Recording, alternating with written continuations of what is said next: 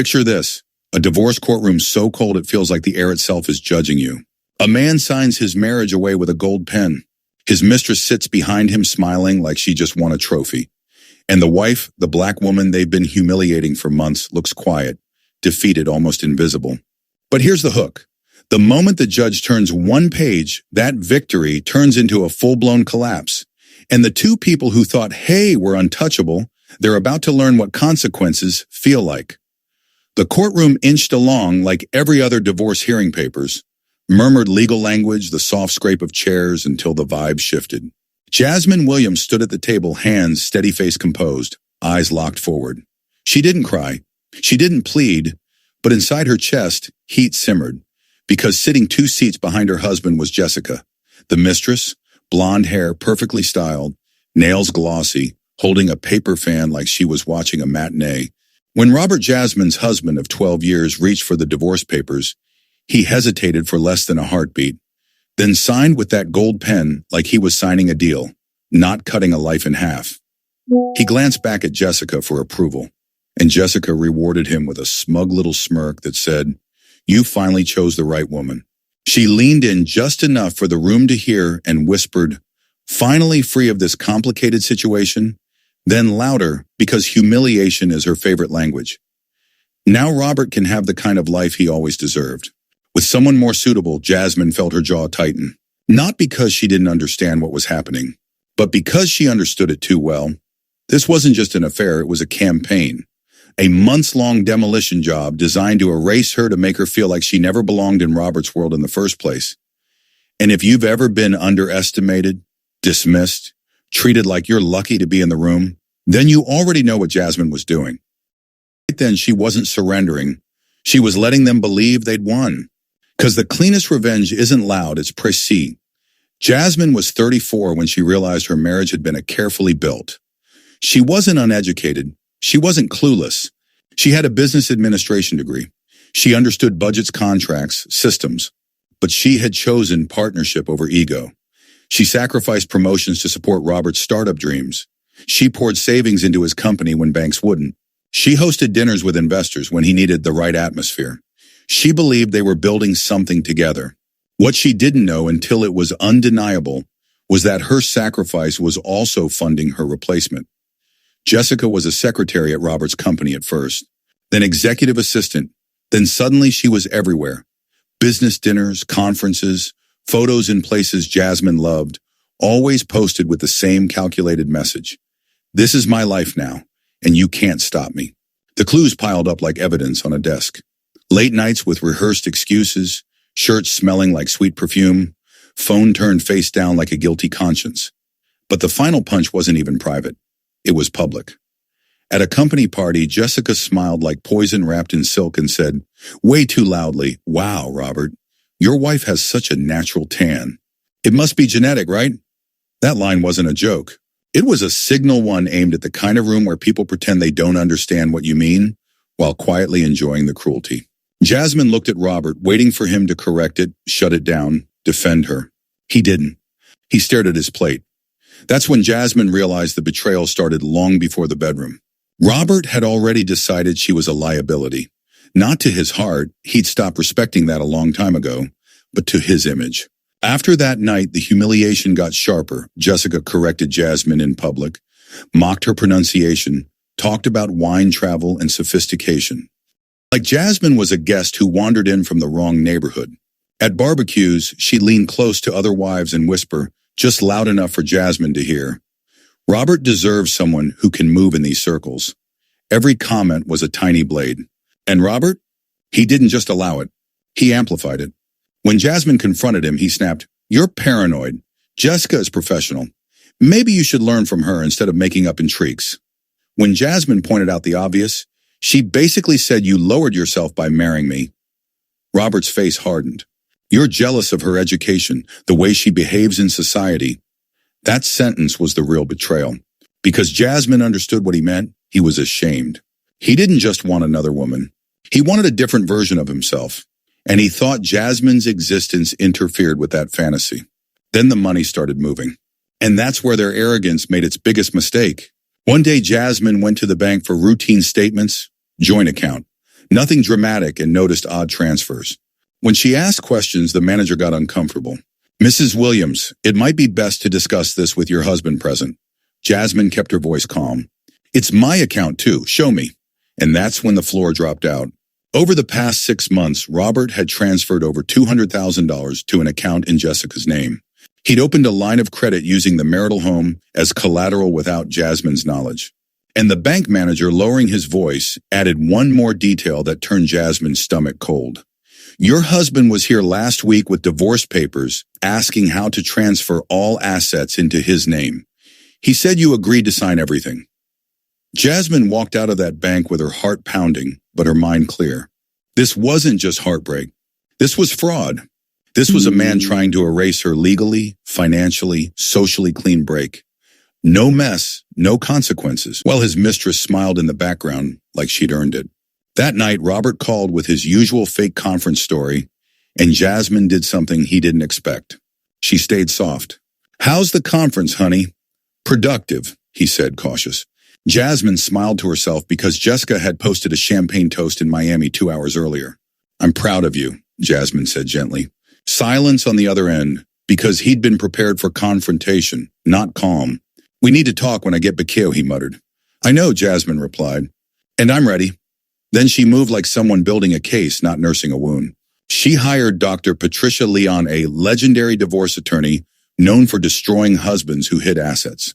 Latina, mid-40s Harvard grad, came up through struggle and never forgot how arrogance works. After hearing Jasmine's story, Dr. Leon leaned back and smiled like a shark smelling blood. Your husband thinks he's playing chess, she said, but he's playing checkers. We're going to teach him the real rules. The plan was brutal in its simplicity. Jasmine would keep acting like the submissive, resigned wife. She would let Robert feel safe. Let him get careless. Let him talk. Let him move money. Let Jessica show off. Arrogant people hang themselves with their own rope, Dr. Leon said. Our job is to hand them rope and step back. Jasmine became an actress overnight. Robert came home from a trip and she served him dinner, spoke calmly about what's best for both of us. The relief on his face was almost embarrassing. He'd been ready for war and found surrender. You're being so mature, he said, like he was proud of her for not making him uncomfortable. Jasmine smiled sweetly and kept her eyes down, while her mind recorded everything. And because he thought he'd won, Robert got sloppy. He started narrating his own crimes. Jessica made me realize I was limiting myself, he said, as if he were talking about upgrading a phone plan, settling for a life that no longer represented me. Jasmine nodded like she agreed. Jessica, thinking the game was over, turned her cruelty up to maximum. She showed up at events clinging to Robert's arm, dripping in jewelry Jasmine recognized as things we can't afford. At a charity function, she leaned in and said, It must be exhausting pretending you belong here. Jasmine sipped her sparkling water and said calmly, You're right. It is exhausting pretending to be someone we're not. Jessica smiled, thinking it was an admission. She had no clue it was documentation, because every text, every screenshot, every transfer, every social media post Jasmine captured it all. Dr. Leon built the dossier. Bank statements, credit documents, screenshots of luxury trips, recorded conversations, even a video Jessica posted herself of Robert toasting, Tomorrow I'll sign the papers, and we'll finally be rid of this uncomfortable situation. Tomorrow is a new beginning, he said. Jasmine adjusted his tie with gentle hands and replied, I'm sure tomorrow will be a day neither of us will ever forget. He thought she meant closure. She meant consequences. Back to the courtroom, Robert signs. Jessica smiles. The lawyer slides the papers toward Jasmine with that arrogant tone people use when they think you're already beaten. Your turn. Let's end this in a civilized manner. Jasmine holds the pen. Lets the silence stretch. Lets them taste their win. Then Judge Martinez Latino, 30 years on the bench, seen every flavor of betrayal, begins reviewing the agreement. His face changes. Brows tighten. He flips a page, then another, slower now. The room starts to feel heavy. Mr. William, as the judge says, removing his glasses, did you review this document before signing? Robert nods, confused. Yes, Your Honor. It's a simple consensual divorce. Simple, Judge Martinez repeats, voice sharpening. Because this states you are transferring 80% of marital assets to your wife, plus alimony of $8,000 per month, drains like someone unplugged him. That's wrong. That's not what my lawyer prepared. Jessica springs up, fan dropping. What is this, Robert? You said everything was settled. Dr. Leon stands smooth and unhurried. Your Honor, if I may clarify, my client has been the victim of systematic marital fraud for 6 months. And then she opens her briefcase like it's a surgical tray. We have bank statements showing unauthorized transfers totaling $247,000 to an account in the name of Jessica Martinez. Jessica stammers. That's a lie. Dr. Leon doesn't even look at her. We have recorded conversations where Mr.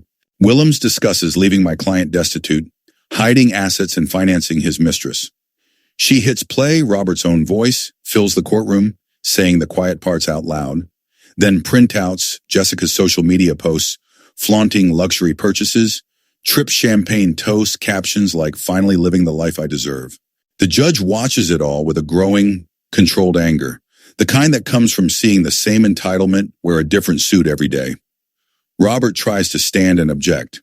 Out of context silence, Judge Martinez snaps, gavel cracking down hard enough to make the room jump. Then the final knife.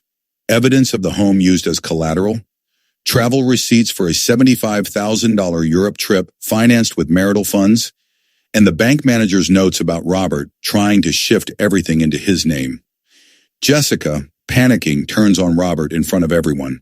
You told me she'd sign. You said she was simple. She'd accept anything. The judge's eyes narrow. Simple, he repeats, turning toward Jasmine for the first time. Ms. Williams, do you have anything to add? Jasmine, stand calm, dignified voice, steady. Only that I trusted the wrong man. Your Honor.